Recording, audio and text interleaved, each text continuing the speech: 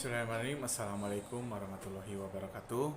Perkenalkan, nama saya Adam Randani. Saya berasal dari kelas 12 IPA 2. Di sini saya akan membawakan materi tentang pemberontakan DITI. Jika bakal pemberontakan DITI yang meluas di beberapa wilayah Indonesia bermula dari sebuah gerakan di Jawa Barat yang dipimpin oleh SM Kartosuwiryo. Ia dahulu adalah seorang tokoh partai Syarikat Islam atau disingkat PSI. Perjanjian Red Pill membuka peluang bagi Kartosuwiryo untuk lebih mendekatkan cita-cita lamanya untuk mendirikan negara Islam. Di salah satu keputusan Red Pill tersebut adalah pasukan Republik Indonesia dari daerah-daerah yang berada di dalam garis Panmuk harus pindah ke daerah dikuasai Republik Indonesia. Divisi Siliwangi dipindahkan ke Jawa Tengah karena Jawa Barat dijadikan negara bagian Pasundan oleh Belanda. Akan tetapi, Laskar bersenjata Hisabullah dan Sabilillah yang telah berada di bawah pengaruh Kartosuwiryo tidak bersedia pindah dan malah membentuk Tentara Islam Indonesia atau disebut TI. Vakum kosongnya kekuasaan Republik Indonesia, Jawa Barat segera dimanfaatkan Kartosuwiryo meski awalnya ia mimpin perjuangan melawan Belanda dalam rangka menunjang perjuangan Republik Indonesia. Namun akhirnya perjuangan tersebut beralih menjadi perjuangan untuk merealisasikan cita-citanya. Ia lalu menyatakan pembentukan Darul Islam Negara Islam DI dengan dukungan TI di Jawa Barat pada tahun 1948. Persoalan timbul ketika pasukan Siliwangi kembali balik ke Jawa Barat. Kartosuwiryo tidak mau mengakui tentara tersebut kecuali mereka mau bergabung dengan DITI. Ini sama saja Kartosuwiryo dengan DITI-nya tidak mau mengakui pemerintah Republik Indonesia di Jawa Barat.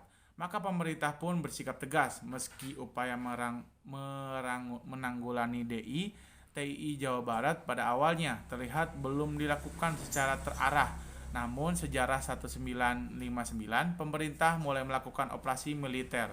Operasi terpadu atau pagar betis yang bisa kita kenal digelar di mana tentara pemerintah menyerahkan juga masyarakat untuk mengepung tempat-tempat pasukan DITI berada. Tujuan taktik ini adalah untuk mempersempit ruang gerak dan memotong arus perbekalan pasukan lawan. Selain itu, diadakan pula operasi tempur dengan sasaran langsung. Basis-basis pasukan DITI melalui operasi ini pula Kartosuwiryo berhasil ditangkap pada tahun 1962. Ia lalu dijatuhi hukuman mati yang memadai pula berakhirnya pemberontakan DITI. Kartosuwiryo di Jawa Tengah awalnya kasusnya juga mirip di mana akibat persetujuan Red Pill daerah Pekalongan, Brebes, Tegal ditinggalkan TNI, Tentara Nasional Republik Indonesia, dan aparat pemerintahan terjadi kevakuman di wilayah ini dan Amir Fatah beserta pasukan Hisabullah yang tidak mau di TNI-kan segera mengambil alih saat pasukan TNI kemudian baik kembali ke wilayah tersebut setelah Belanda melakukan agresi militernya. Yang kedua, sebenarnya telah terjadi kesepakatan antara Amir Fatah dan pasukannya dengan pasukan TNI. Amir Fatah bahkan diangkat sebagai koordinator pasukan di daerah operasi Tegal dan Brebes. Namun terjadi ketegangan karena berbagai persoalan antara pasukan Amir Fatah dengan TNI sering timbul kembali. Amir Fatah pun semakin berubah pikiran setelah utusan Kartosuwiryo datang menemuinya, lalu mengangkatnya sebagai Panglima TII Jawa Tengah. Ia bahkan kemudian ikut memproklamirkan berdirinya negara Islam di Jawa Tengah. Sejak itu terjadi kekacauan dan konflik terbuka antara pasukan Amir Fatah dengan pasukan TNI. Tetapi beserta dengan DITI di Jawa Barat, perlawanan Amir Fatah tidak terlalu lama. Kurangnya Dukungan dari penduduk membuat perlawanannya cepat berakhir Desember 1951.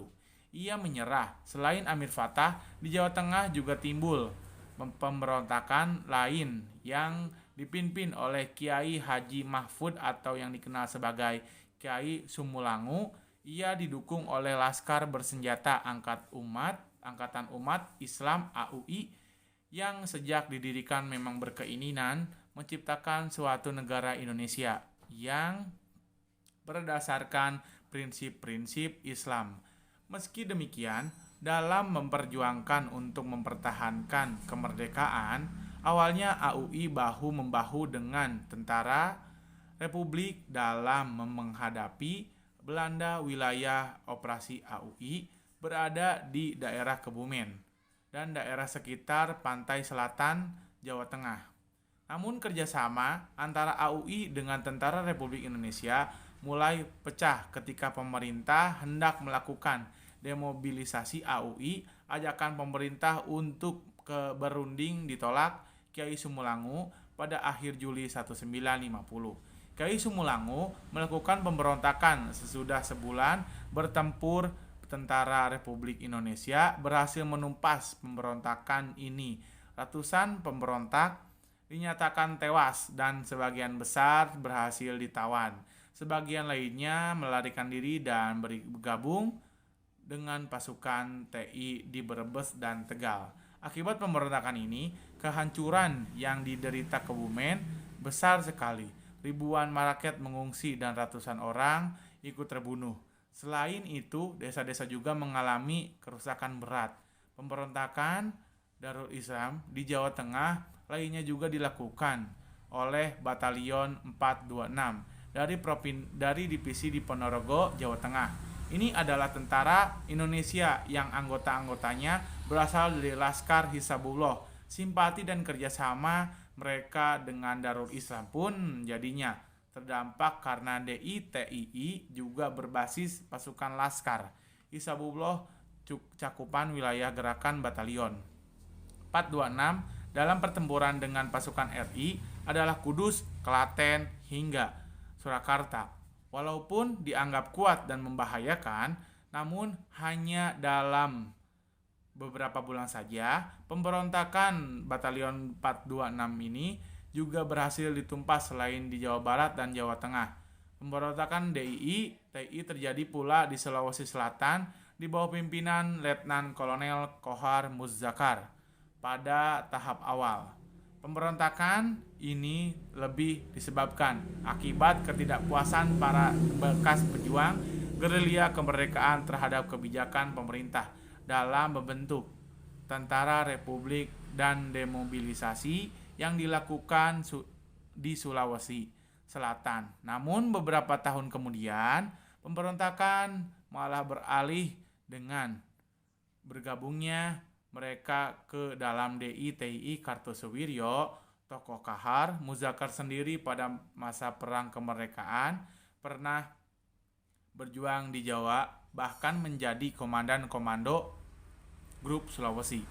Setelah yang bermarkas di Yogyakarta, setelah pengakuan kedaulatan tahun 1949, ia ditugaskan ke daerah asalnya untuk membantu menyelesaikan persoalan Tentara Komando Gerilya Sulawesi Selatan KGSS. Di sana KGSS dibentuk sewaktu perang kemerdekaan dan berkekuatan 16 batalion dan 1 divisi. Pemerintah ingin agar kesatuan ini dibubarkan lebih dahulu untuk kemudian dilakukan reorganisasi tentara kembali. Semua itu dalam rangka permataan ketatanan, namun anggota KGSS menolaknya. Begitu tiba, Kohar Muzakkar diangkat oleh Panglima Tentara Republik Indonesia Timur menjadi koordinator KGSS agar mudah menyelesaikan persoalan. Namun Kohar Muzakkar malah menuntut kepada Panglima agar KGSS bukan dibubarkan, melainkan minta agar seluruh anggota KGSS dijadikan tentara dengan nama Brigade Hasanuddin. Tuntutan ini langsung ditolak karena pemerintah berkebijakan hanya akan menerima anggota KGSS yang memenuhi syarat sebagai tentara dan lulus seleksi. Kahar Muzakar tidak menerima kebijakan ini dan memilih berontak, diikuti oleh pasukan pengikutnya. Selama masa pemberontakan, Kahar Muzakar pada tanggal 7 Agustus 1953 menyatakan diri sebagai bagian dari negara Islam Indonesia. Kartosuwiryo, pemberontakan yang dilakukan Kahar memang memerlukan waktu lama untuk menumpasnya. Pemberontakan baru berakhir pada tahun 1965. Di tahun itu, Kahar Muzakar tewas tertembak dalam suatu penyergapan.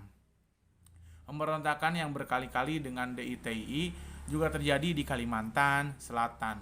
Namun dibandingkan dengan gerakan DITI yang lain, ini adalah pemberontakan relatif kecil di mana pemberontakan tidak menguasai daerah yang luas dan pergerakan pasukan yang besar. Meski begitu, pemberontakan berlangsung lama dan berlarut-larut hingga tahun 1963 saat Ibnu Hajar pemimpinnya.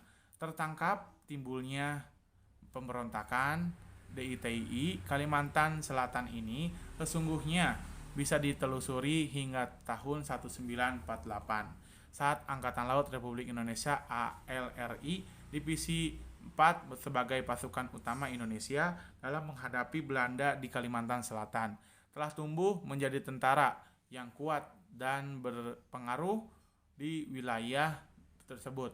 Namun ketika penataan, ketentaraan mulai dilakukan Kalimantan Selatan oleh pemerintah pusat di Jawa, tidak sedikit anggota ALRI Divisi 4 yang merasa kecewa karena di antara mereka yang harus didemobilisasi atau mendapatkan posisi yang tidak sesuai dengan keinginan mereka. Suasana mulai resah dan keamanan di Kalimantan Selatan mulai terganggu. Penangkapan terhadap mantan anggota ALRI divisi terjadi. Salah satu alasannya adalah karena di antara mereka ada yang mencoba menghasut mantan anggota ALRI yang lain untuk memberontak.